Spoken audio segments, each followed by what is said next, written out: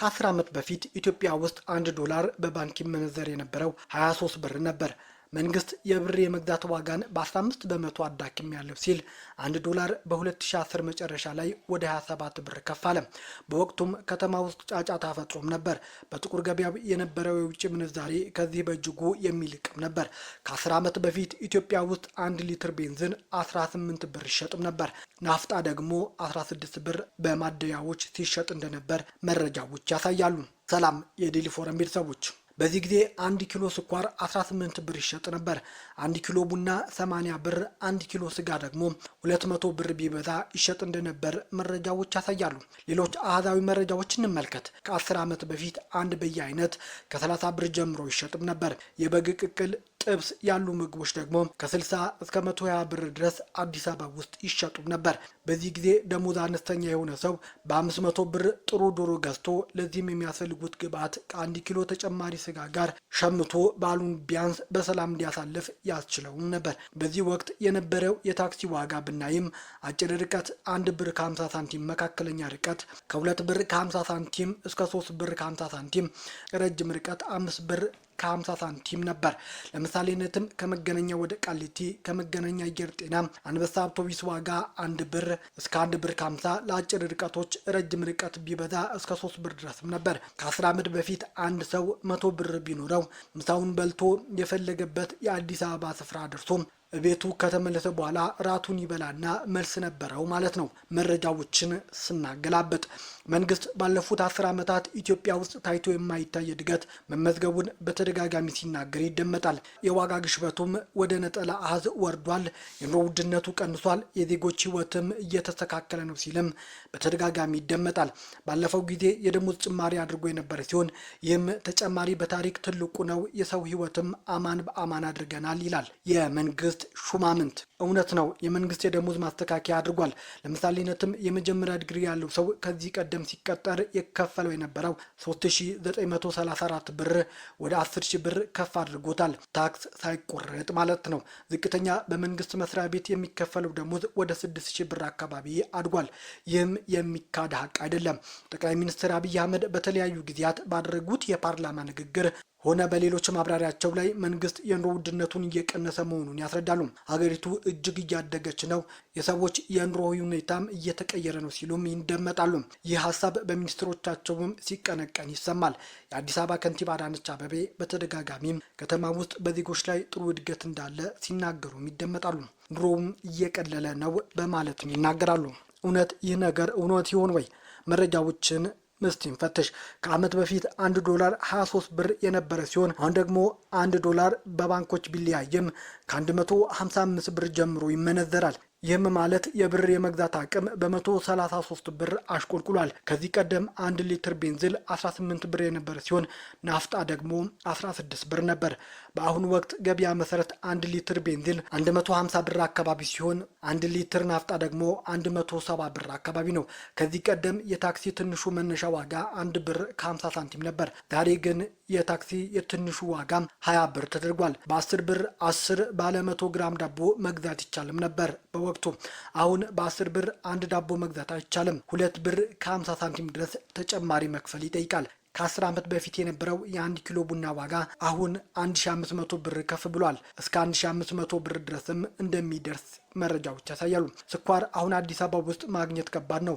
ከተገኘም 1 ኪሎ ስኳር እስከ 300 ብር ይሸጣል። ከዚህ ቀደም አንድ ሰው 10 ብር ይዞ ከመገናኛ ወደ ቃሊቲ ቢሄድ 5 ብር ለታክሲ ከፍሎ 3 ብር ዳቦ በልቶ ሻይ ጠጥቶ 2 ብር መልስ ይኖረው ነበር። አሁን ከመገናኛ ቃሊቲ ለመሄድ አንድ ሰው 100 ብር ይዞ ቢወጣ ለትራንስፖርት ብቻ በቂው አይደለም። ዳቦ ለመብላት ሻይ ለመጠጣትም ተጨማሪ ብር መያዝ ያስፈልገዋል። ይህ የሚያሳየው የብር የመግዛት አቅም ምን ያህል እንደወረደ ነው። ከ10 ዓመት በፊት 10 ብር የነበረው አቅም አሁን ላይ 100 ብር የለውም።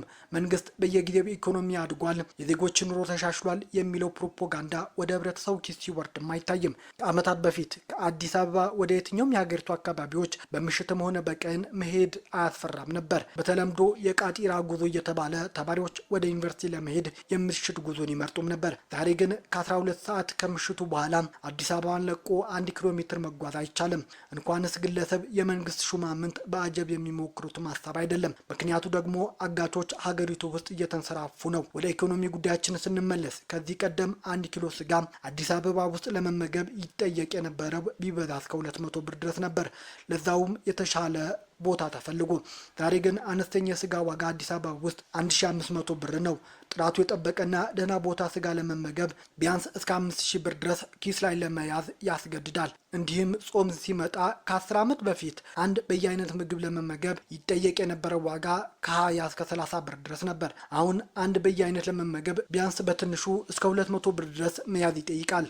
መሀል አዲስ አበባ አካባቢዎች አነስተኛ የምግብ ዋጋ እስከ 300 ብር ድረስ ደርሷል። ከዛ በታች የሚፈቀደው ለሽታ ብቻ ነው። ይህም የሚያሳየው የህብረተሰቡ መግዛት አቅም ምን ያህል እየተዳከመ መምጣቱ ነው። ቀደም ባለው ጊዜ 200 ብር ለደህና ፍስክ ምግብ የሚወጣ ወጪም ነው። በአንዳንድ አካባቢዎች ይህ ዋጋ ከመጠጥ ጋርም የሚመጣ ሂሳብ ነው። የፍስክ ምግቦች በተለይም እንደ ጥብስ፣ ቅቅል ያሉ አሁን ዋጋቸው ትንሹ ከ400 ብር ጀምሮ ነው። ጥሩ የሚባሉ የአዲስ አበባ አካባቢዎች የዚህ ዋጋ መነሻው እስከ 3000 ብር ድረስ ዛሬ ደርሷል። ይህ ማለት የአንድ ደሞዝተኛ 1/4 ሂሳቡ ማለት ነው። በ2010 በ200 ብር አንድ ጥብስ፣ አንድ በየአይነትና 2 ለስላሳ አዘው በተረፉት ሂሳብ ደግሞ ወደ መጡበት መሄድ አላ ደግሞ ለአሳላፊው ጉርሻ ሰጥተው መውጣት ይችሉ ነበር። ዛሬ ግን 200 ብር ተይዞ ቢወጣ ትራንስፖርት ዋጋ ብቻ አናት ዞሮ ደህና ምግብ ከተበላ ደግሞ ከኪስ ተጨማሪ ሂሳብ ከፍለው ወደ ቤቶ በእግር ለመጓዝ ይገደዳሉ። ይህ አሁን ያለው የአዲስ አበባ ሀቅ ነው። አዲስ አበባ ውስጥ የኑሮ ውድነቱ ጣሪያ ነክቷል። እያንዳንዱ የቁሳቁስ ዋጋ ሰማይ ነክቷል።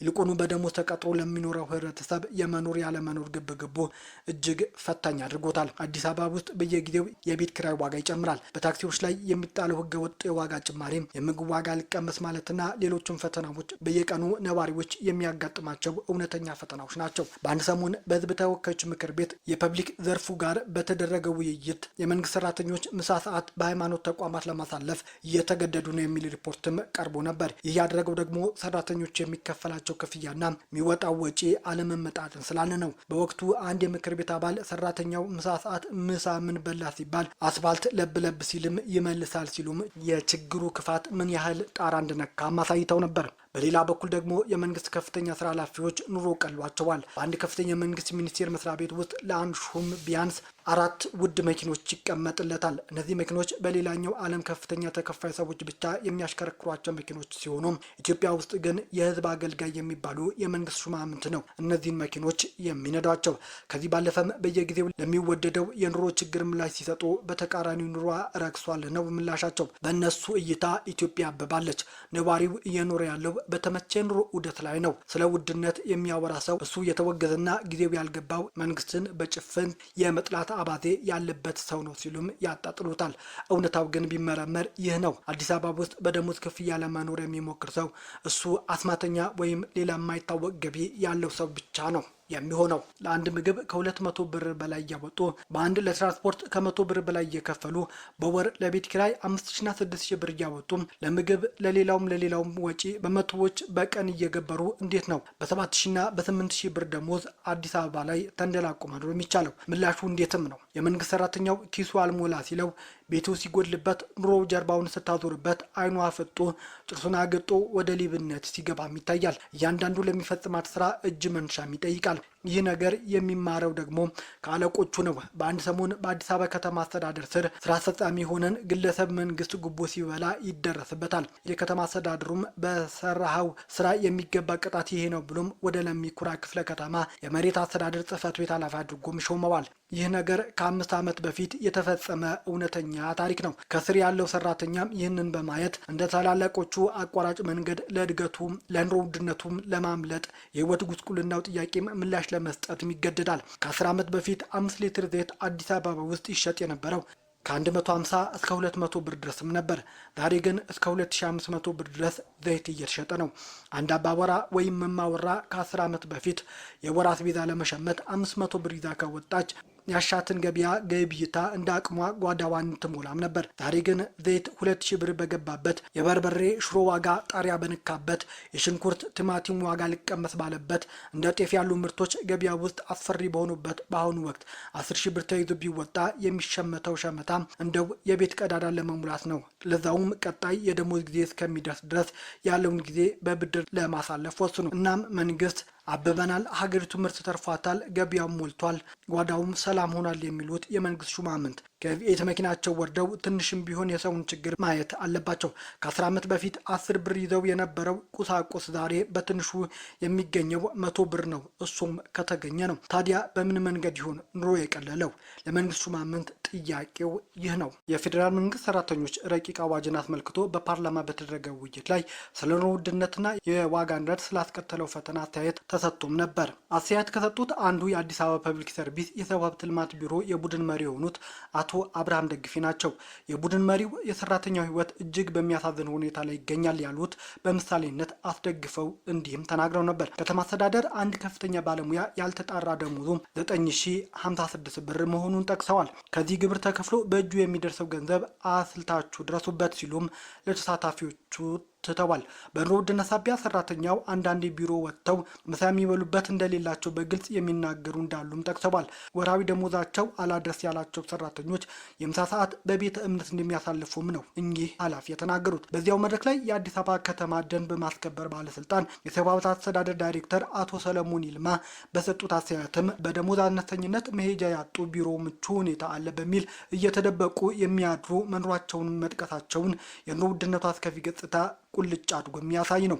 ሀገር ውስጥ ሰላም በመጥፋቱ ብቻ በሚፈለገው መጠን መንቀሳቀስ ሳይቻል እድገት ማስመዝገብ አይታሰብም። ከሁሉም የኢኮኖሚ መስኮች ጋር ቀጥታ ግንኙነት ያለው የንግድና ኢንቨስትመንት ስራዎች ሲቀላጠፉ መንግስት መሰብሰብ ያለበት ገቢ አሁን ካለው በጣም በተሻለ መንገድ መሰብሰብ እንዲችል ያደርገዋል። ሰላም ጠፍቶ ተፈላጊው ልማት ሳይከናወን የዜጎች ገቢ ሳያድግ የዋጋ ጭማሪዎች በተከታታይ ሲደረግ ኢኮኖሚያዊ ራስን በራስ ጠልፎ እንደሚጥል የታወቀም ነው ሲሉ ባለሙያዎች ያስጠነቅቃሉ። ቤተሰቦቻችን ዜናዎቻችን ከወደዳችሁት ላይክ አድርጉም፣ ለሌሎች ተደራሽ እንድንሆንም ሼር አድርጉም። አዲስ የሆናችሁ ደግሞ ሰብስክራይብ በማድረግ ቤተሰብ ሆኑ።